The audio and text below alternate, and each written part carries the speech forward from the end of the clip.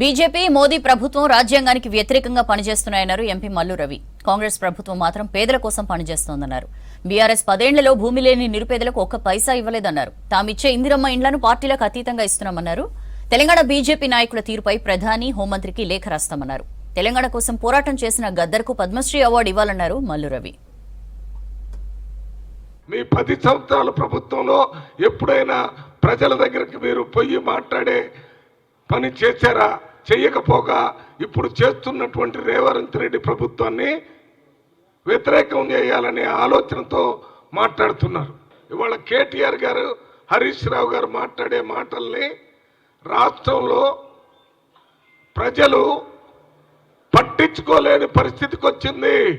మీరు ప్రధాన ప్రతిపక్షంగా ఉండి ప్రజల సమస్యల్ని పట్టుకొని వారి కోసం పోరాటం కాకుండా మీ పోరాటం అంతా బీఆర్ఎస్ పార్టీ అస్తిత్వం కోసం, బీఆర్ఎస్ పార్టీ నాయకత్వం కోసం, బీఆర్ఎస్ పార్టీ నాయకుల కోసమే మాట్లాడుతున్నారు. ఒక్కరోజు కూడా ప్రజల గురించి మీరు మాట్లాడటం లేదు.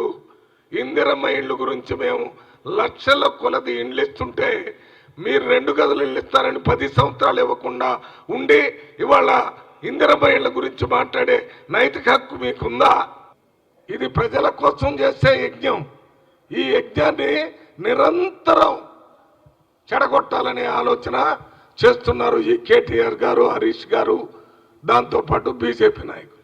మేము వాళ్ళు ఇచ్చేటటువంటి ఇందిరమ్మ ఇండ్లు కాంగ్రెస్ పార్టీ వాళ్ళకి ఇవ్వటం లేదు, బీజేపీ వాళ్ళకి, బీఆర్ఎస్ వాళ్ళకి, సిపిఎం, సిపిఐ ఎవరికి ఇండ్లు లేకపోతే వాళ్ళకి ఇల్లు ఇస్తున్నాం. శాచ్యురేషన్ మేము ఇచ్చే రేషన్ కార్డులు చూసుకోండి, అన్నీ ఎవరికి రేషన్ కార్డులు అవసరం ఉంటే వాళ్ళకి ఇస్తున్నాం. పార్టీ వాళ్ళకే ఇవ్వటం లేదు. మీరు ఎందుకు మాట్లాడుతున్నారు పార్టీ గురించి?